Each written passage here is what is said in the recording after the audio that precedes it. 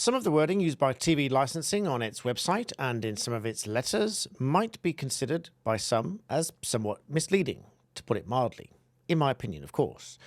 But if this case was to go to court, I believe that a court might also find that this wording in some cases is misleading. And in some extreme cases, the court might also find that this wording is flat out wrong.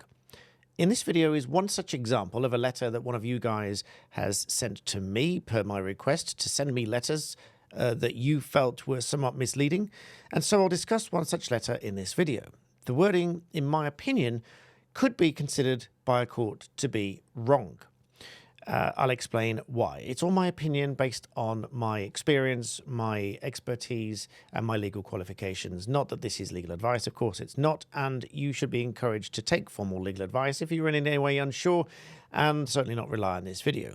And it goes without saying I'm not encouraging anybody to break the law in this video. If you need a license, you should pay for a license. But that said, let's get into the content for this video. This is a copy of a letter that one of you guys sent to me. Now, this was coming up to the end of a 2-year period when the person had declared that they did not need a license. And it says here, as it's been 2 years since your household declared no license needed, we wanted to make sure there's nothing you're watching or might want to watch that you need a TV license for. Perfectly reasonable, you might think, after 2 years of not contacting and not telling someone that they must have a license. Just a reminder to check. However, it's the wording that's encircled in blue ink, just about on the right-hand side, that this viewer took issue with. Now, this wording here. But let's go to the first checkbox, first of all. This says watch or record live TV on Sky, Virgin Media, or BT. The key word there being the word live, because if it is live TV, then obviously you need a license. If it didn't have the word live there, I would take issue with that wording itself, because Sky, for example, has Sky on Demand, and therefore that is not live, therefore you do not need a TV license.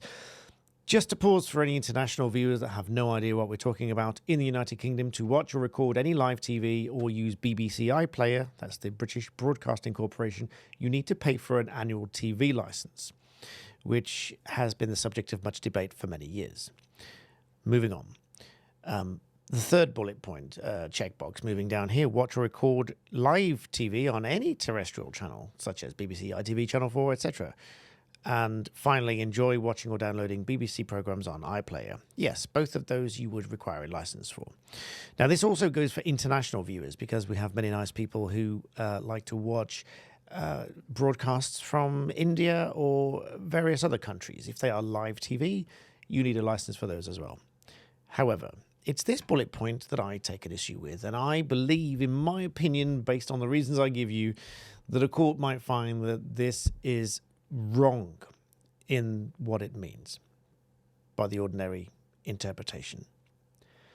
This says you'll need a license if you watch or stream live content through online services like Amazon Prime Video, ITV Hub, All4, and YouTube.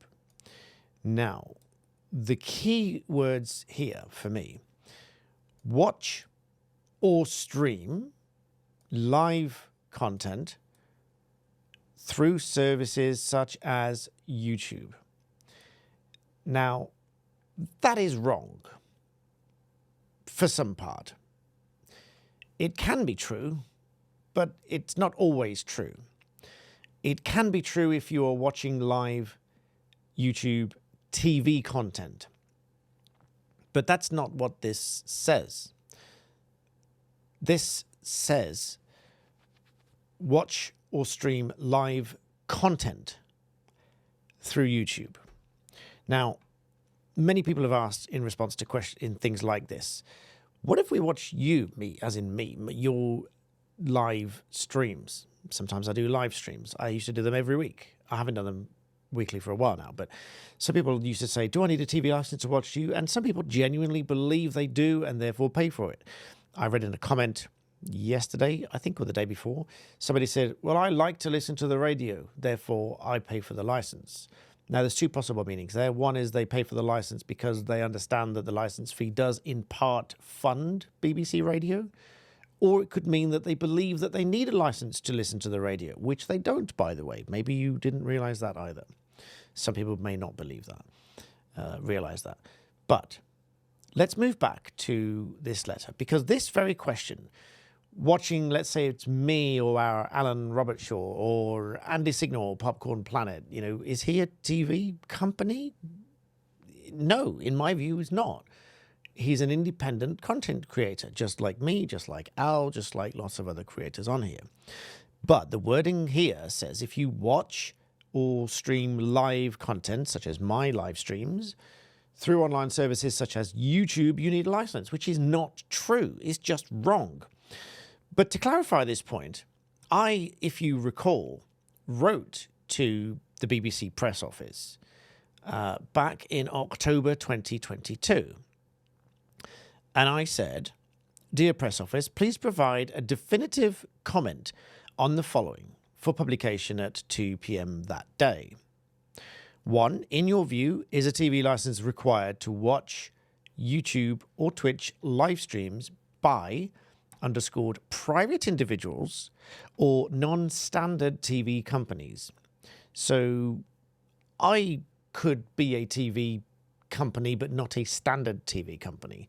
As in, you could be watching my content on a TV, but I'm not a typical traditional terrestrial TV company with an Ofcom license. For example, I could just be streaming my own content, even live broadcasting my own content to TV, whatever, but not in the same way as the others. So non-standard. 2, where is a member of the public able to find a definitive list of companies that do classify as a TV company for the purposes of a license? Thank you. Now, before we come to the answer to that, there's another couple of questions that people have put to me, which are, how do I keep my online activity private because they don't like other people to know what they're doing on YouTube. They don't like other people to know what they're browsing and things like that. Now, not that I'm in any way encouraging anyone to break the law here, but if you want to keep all of your online stuff private, many of you know that I have a partner that I work with very often on this channel, which is NordVPN. Do stick around because I use this myself and I paid for this myself before partnering with NordVPN to bring you this content on this channel. I was with NordVPN for many years, in fact. Now, many times I've had emails before I used NordVPN. This was by companies that somehow have my information. They've got my mobile, they've got my email address, they know where I am, they know what websites I'm browsing. One of them even said, we know that you've been shopping for furniture, and they emailed me and my wife and my clerk because of the IP address was linked somehow to me, to my company and whatever. And I thought this was a huge invasion on my privacy. And I just thought to myself, if they know that, then they might know, for example, what I'm watching on YouTube. If I were watching TV or whatever programs, or they might know all of that as well. And that's how it's linked to this video. It is not against the law to keep yourself private, which is what NordVPN does. NordVPN is a virtual private network which connects you via their service, gives you an anonymous IP address that cannot be traced back to you and your location. They don't store any logs. They keep no records of what websites you visit, how long you're on them for, and all those kind of things. It is entirely private. There is a unique discount at the address here, which I'll also put in the description below. There's a unique discount there. You can sign up there. You've got a 30-day money-back guarantee if you don't like the service. But if you go to the website, it will show you your location and your IP address and which internet service provider you are with, whether you're with Virgin, Sky, BT, whatever. It will show you. Go to the website and take a look. And if that gives you an idea of what these companies can get hold of, that's an idea. So check it out. They're a valued partner of mine and they help you to keep yourself private. So the link's in the description. But let's get back to what this response was from TV licensing, which the BBC press office came back to me and said, "We do not wish to provide a comment." I thought they should provide a comment personally, but they didn't. Anyway, they said, "But see the guidance below." So I'd like to know the specific distinction between comment and guidance, but hey, that's what they said. They said this is guidance. They said, as guidance, a TV license is needed to legally watch or record television programs live. So the key bit there being television programs. But what is a television program? That was essentially my question, really. I.e., they are transmitted and received by the rest of the audience on any channel, any platform, any device, and to watch or download BBC programs on iPlayer. This includes, so this goes into some of the description of what the programs were, this includes programs on free and paid channels to receive via an aerial. So there's one distinction. If it's by an aerial, then it would be considered TV. Via a subscription satellite or cable television service, so Sky and Virgin Media, but then you're reverting back to television programs live or streamed online, but the key is still live, or channels received on any platform or device from overseas at the time. Again, so this is the overseas bit that I mentioned, from India, Pakistan, Australia, wherever it might be. If you're watching programs live from any of those places, you need a license. Or channels streamed online at the same time they're being received by members of the audience, whether or not they are also being broadcast on other means. So, for example, Sky News might broadcast to TV at the same time they broadcast it on YouTube. Again, live TV, television program. This means, now this is where we really get to the answer to the question. This means that for YouTube, a license is needed to watch programs on channels streamed live, but not on-demand content. So any video that is not streamed live as a television program, you don't need a license for. Also, no license is needed for content that cannot, and this is the real key here, any content that cannot reasonably be regarded as forming part of a television program service. Now, it gives an example. For example, non-broadcast content such as on-demand video clips and other user-generated content. So an individual. So the answer to my question, really, in your view, is a television license required for live streams by private individuals or non-standard TV companies? The real answer to that is no, a TV license is not required, in my interpretation of this guidance response from the BBC press office. From user-generated content. Further, for a service to require a license to watch, it must be a television program service, as it said in the first bullet point. A number of factors will be taken into account when considering this, including, for example, whether a service has a regular schedule of programs. Not sure I agree with that one, because I have a regular schedule of programs, not at the same time every single day. It's not like the 10 o'clock news by the BlackBeltBarrister. That's not what it is, but it is every day. Is that a regular schedule? Yes, it is. I would say it is. It's every day. Pretty much, not quite every day. Almost every day for 3 or 4 years now. How continuous a service is, well, I've been doing this for years, so that could apply to me, according to this definition, which it doesn't, by the way. Editorial control and consistency. There's one that I don't fall into. No one else has any editorial control or whatever over my content. Consistency, editorial control and consistency don't really go hand in hand, but that's what it says. And the quality of production editorial values. No sniggering at the back there. My quality of content is whatever you make it to be. I buy the best camera gear that I can. I get the best microphones that I can, which hopefully makes it slightly better. I don't profess to be an expert in making this sound professional, but I buy the best equipment to shortcut that process a little bit, so that the way I see it is the better the equipment I have, the less expertise I need in that field, although I do try to improve on the quality through expertise. I tend to be a bit lazy and buy the better equipment. But the quality of production and the editorial values. Editorial values and quality of production for me don't really go hand in hand. Again, I'm not an expert in television broadcast services, but quality of production, I suppose, if it is done by a professional video team and you've got 2 or 3 A and B cam and that kind of stuff.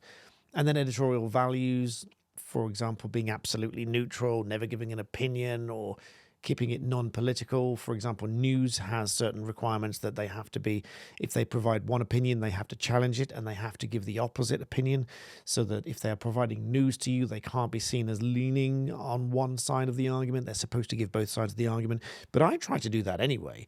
I'm not trying to be a news company, but I do try to give both sides of the argument. But by the by. And then finally, as to the question of where is a member of the public able to find a definitive list of companies that do classify as a TV company for the purposes of a license, they say we don't produce a list of the kind you request. There is no list. So straight away, there's a reasonable doubt. So let's think about this. If you're being prosecuted for an offence under TV licensing legislation, if there is any reasonable doubt as to whether or not you are guilty of that offence, you should not be convicted. If they don't produce a list of the companies that are a TV company, now I'm not talking Sky and ITV and Channel 4, and they are quite obviously TV companies. But what if we had, let's make up a name, Ambitious TV Productions Limited, and they've got a studio, they've got a cameraman and a sound man and an edit man and an anchor man or woman in any of the above roles. Is that now a TV company? Who knows? Because it won't be on a list, because they don't provide a list. You'd have to have an interpretation, bearing in mind you as a member of the public, with all respect to you, would have to have an interpretation based on all of the above criteria before watching it. Is this a TV company? Do I need a license to watch this? Well, what if you decide that you don't want to watch TV and therefore you don't pay for a license, but then you happen to watch this program and you're like, ooh, is this a TV company? I might need a license. Well, it's too late. You've already broken the law because you've watched or recorded live TV if it is considered a TV company. But there's no list. So there's already a reasonable doubt in that scenario. There is a reasonable doubt as to whether or not it is a TV company for the purposes of a license, and therefore reasonable doubt as to the prosecution. But why are the conviction rates so high? Well, that is because a lot of people just plead guilty and a lot of people don't defend it, and therefore found guilty on the single justice procedure. And a lot of the time, I would guess the court would just think, well, they're prosecuting you, so unless you give me a good reason, you'll get convicted, because this will be by a lay bench of magistrates, for the most part at least. But then it says, the media landscape changes continually with new market entrants, as I've just described, and changing services. So it simply isn't possible for TV licensing to produce this list. We would expect that the content for the majority of independent YouTube creators wouldn't fit the criteria of a television program service.